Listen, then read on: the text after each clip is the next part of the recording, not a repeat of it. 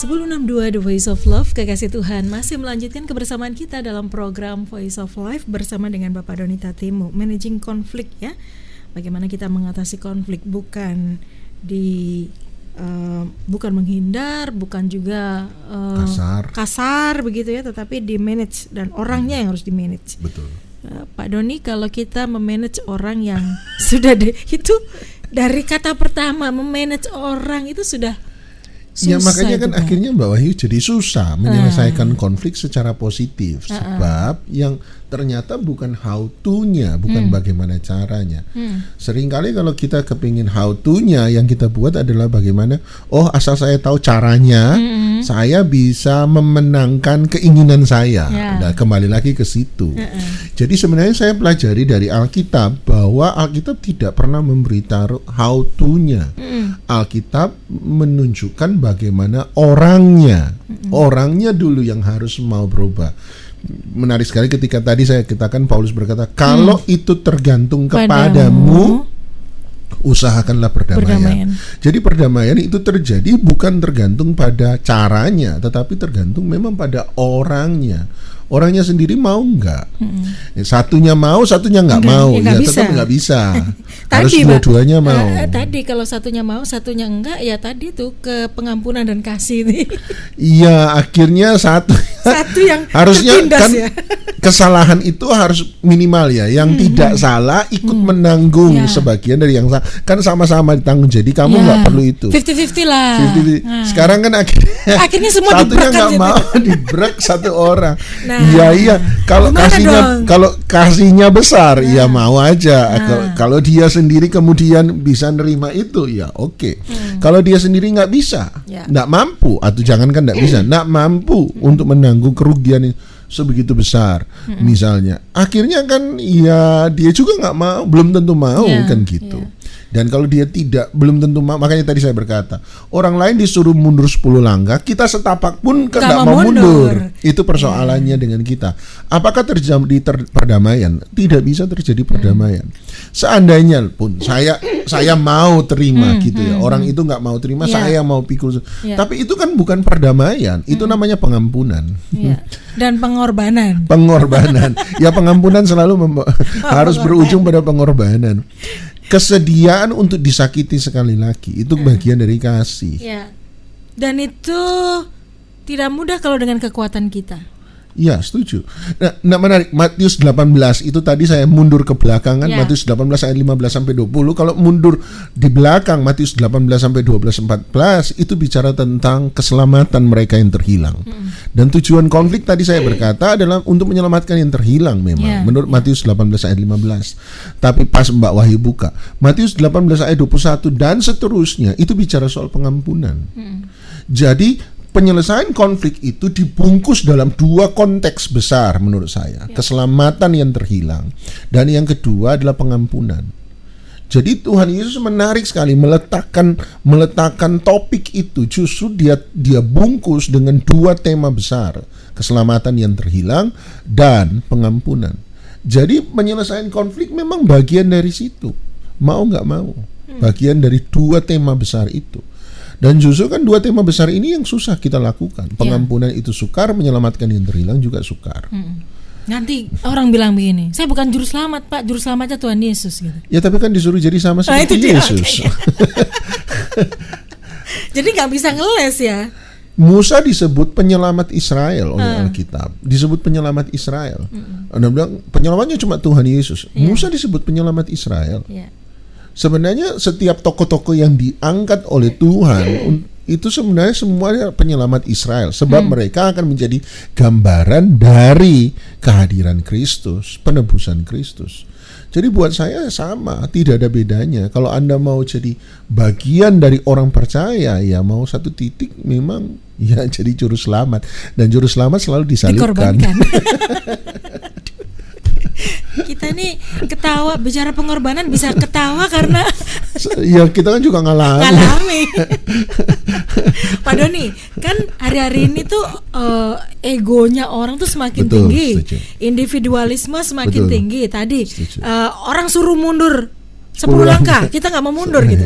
Nah problemnya orang-orang seperti ini yang lebih banyak ada di zaman ini. Betul. Berarti kalau orang mau menyelesaikan konflik, mau berdamai, mau mengampuni, itu kan habis, Pak. Karena semua ditanggung oleh dia. Gimana dong? Banyak orang kayaknya nggak mau. Ya, setuju. Ya, saya sih bisa memahami itu ya. Saya juga kalau ngalami begitu ya. Jangan soro-soro ya. Iya, tapi buat saya yang perlu disorot adalah berarti kegagalan agama dalam membangun sebuah sikap orang yang benar. Kembali lagi, penyelesaian konflik sebenarnya akan terlihat gambaran perilaku dan sikap orang itu sesungguhnya. Ya tadi misalnya beri contoh, kamu bisa jadi pendeta, tetapi ketika berkonflik akan ketahuan siapa dalamnya kamu? Pendeta atau pendekar. Gitu. ini tukang bekelai, tukang bekelai atau orang yang membawa damai sejahtera kan akan terlihat dengan jelas. Ya itu yang dikatakan oleh Larry Crabb sebenarnya. Kedewasaan rohani itu bukan terlihat dalam hidup seseorang, tidak terlihat dari tidak ada konflik, bukan. Tetapi terlihat dari bagaimana sikap orang itu dalam menyelesaikan sebuah konflik. Buat saya adalah gitu. Pendeta kalau sudah berkelahi, wah itu lebih jahat serius. Iya. Kalau lihat, berkelahi bisa gebrak-gebrak meja kan nggak, itu mohon maaf, Anda bukan bagian dari sebuah politik yang kemudian saling gebrak-gebrak kan, bukan begitu. Tapi Anda ini pendeta, jangan lupa kamu ini pendeta. Tiba-tiba pendeta lupa jadi pendeta, jadi pendekar, kan susah. Dan justru itu terlihat di kapan? Dalam konflik. Ketika dia berkonflik dengan jemaat, dia merasa di atas. Itu kan kelihatan dari cara konfliknya. Buat saya, ya justru akan terlihat dengan jelas hari ini bahwa ternyata tidak semua orang melakukan ajaran Kristus. Buat saya, dan kegagalan agama adalah mengajarkan sebuah yang baik, tetapi tidak semua orang bisa jadi baik. Ya. Gitu. Dan problemnya kenapa banyak orang tidak mau menjadi seperti Yesus di area ini? Setuju. Karena tidak ada tepuk tangan, Mbak. Ya. Hancur sendiri terus nggak ada yang. Ya tadi bilang jadi korban. Nggak ada tepuk tangan lagi gitu. Dari sudah, kalau nggak tepuk tangan masih mending, Pak. Dibunuh. Nah, itu makanya. Ya, ini memang tidak mudah ya. Nggak, seringkali kita merasa kalau saya jadi kasar, saya berteriak lebih keras, maka saya akan terlihat lebih benar. Ya. Terlihat lebih beberapa cara, misalnya ya, beberapa cara kalau lihat nonton film misalnya, kalau polisi investigasi orang atau tanya orang, bentak-bentak. Iya, atau orang itu harus, saya tidak bersalah, baru begitu. Oh ya, benar-benar tidak bersalah. Ngotot dulu padahal kan bukan begitu. Dalam konflik, kamu kan bukan polisi yang sementara interogasi penjahat, kan bukan begitu. Tapi dua-dua pada sebuah posisi yang berseberangan, mencoba untuk menyelesaikan sebuah masalah, mencoba mengedepankan kasih supaya terjadi sebuah rekonsiliasi tanpa meninggalkan kebenaran itu sendiri. Nah, sekarang persoalannya adalah kita mencoba konfrontasi tapi tidak punya niat untuk berrekonsiliasi. Nah, ini yang susah. Ya, akhirnya ya gebrak-gebrak meja, nggak puas gebrak meja, gebrak orang, pukul orang. Ya jadi agresif. Terus setelah itu pecah, bikin sendiri. Ya. Apa ya? Saya nggak nyebut apa-apa kan, saya cuma bilang bikin sendiri. Saya nggak ikut-ikut. Iya, kan itu yang terjadi, Mbak Wahyu. Sudah mengedepankan emosi, kepentingan pribadi, ditutupi dengan kekerasan dan kekasaran. Berharap kalau saya lebih keras berbicara, saya lebih benar. Padahal kan enggak.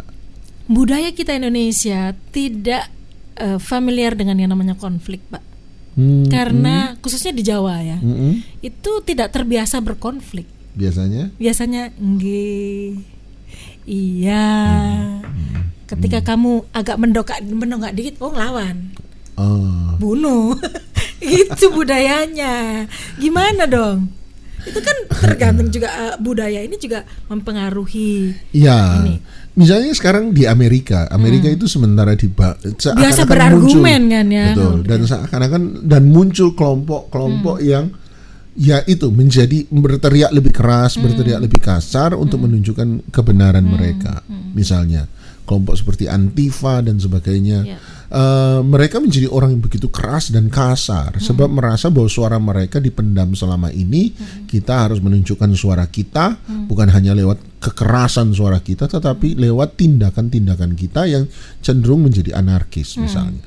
Dan buat saya itu kan sebenarnya gambaran dari masyarakat hari ini. Saya setuju dengan Mbak Wahyu yang menjadi sangat egois. Dan dalam masa egois mungkin sudah sumpek gitu ya, sehingga saya harus berteriak lebih keras, saya harus bertindak lebih keras untuk menunjukkan kebenaran saya. Tapi jangan-jangan kita melakukan apa yang dilakukan oleh Daud, mencoba menyelamatkan sesuatu, tetapi sebenarnya tidak. Kita membunuh semua orang gitu loh, termasuk diri kita sendiri. Ya, saya takut itu yang terjadi dalam budaya yang berbeda. Ya, buat saya ya orang yang dalam budaya tersebut akan lebih mengerti cara menyelesaikan konflik yang baik dengan budayanya dia. Tentu saja kalau tadi pakai budaya Jawa, dibawa ada londo ya, ada bule, nah orang luar datang, ya dia tidak akan pernah mengerti dengan budaya itu. Mereka yang lebih terbiasa berbicara to the point. Ya, bagi orang kita, orang Jawa, orang Timur terutama, itu dianggap tidak sopan. Bagi mereka itu tidak melanggar kesopanan. Misalnya orang luar lebih eye contact, melihat pada mata. Padahal orang tua atau orang lebih muda no problem. Nah, sementara dalam budaya kita Timur pandang langsung pada mata. Apa kamu ngelawan kamu? Disebut ngelawan. Ya, itu saya pikir adalah how to dalam sebuah budaya yang berbeda. Tetapi umumnya kan kita pada budaya-budaya yang sama umumnya ya. Makanya umumnya. Tadi tidak bicara how ya, how to, tapi personnya, orangnya. Ya, buat saya yang paling penting adalah pesan yang coba disampaikan oleh sang teman yang berkonflik sebelahnya. Kita harus mendengar dia, bukan menangkap sinyal-sinyal bahasa tubuh yang buat kita kurang sopan gitu ya. Mungkin memandang mata. Ya anggap aja orang muda sekarang lebih eye contact kok daripada orang tua, tentu saja. Orang muda sekarang lebih eye contact. Bagi kita itu kekurang ajaran misalnya bagi orang yang lebih tua. Tapi coba dipahami satu titik, kan kebenarannya kan belum tentu itu. Belum, kita juga nggak pernah tanya dia, kenapa sih kamu pandang mata langsung? Nandang ya. Mau ngelawan. Mungkin dia diajari, ada masyarakat yang lebih western minded yang mengajari anaknya untuk percaya diri, cukup dan memandang orang pada eye contact, memandang orang pada level mata. Zaman dulu kalau orang tua marah terus kita nunduk kan, nggak berani. Kalau sekarang anak dipelototin gitu, apa melihat-lihat saya, apa melototin saya gitu, gitu. Sebenarnya misalnya cara pendidikan anak sudah agak berbeda hari ini. Biasanya orang tua kan harus bicara pada anak, level ini kan diajarkan pada level eye contact. Jadi ketika kamu lebih tinggi, dia lebih pendek, kamu yang harus menunduk dan pada eye contact, memandang mata anak itu. Dan itu kan membangun kebiasaan sang anak, gitu. Sehingga kalau dia dewasa, dia tidak lagi dibangun pada budaya Jawa, budaya Timur, tetapi dibangun pada budaya Barat, di mana orang terbiasa dengan eye contact tadi. Dan buat saya itu makanya jangan dipandang dulu sebagai sebuah perlawanan, tapi niat nomor satu adalah mau menyelesaikan atau tidak, gitu. Mau menyelesaikan atau tidak. Kalau mau menyelesaikan, oke, saya mundur 1 langkah, kamu mundur 1 langkah, bisa, nggak bisa. Saya mundur 2 langkah, kamu mundur 2 langkah, bisa, nggak bisa. Kalau saya mundur 3 langkah, kamu bisa. Pada satu titik akhirnya bisa ketemu. Buat saya sudah. Orang itu ketemu, niat, ya tidak bisa diselesaikan. Gitu.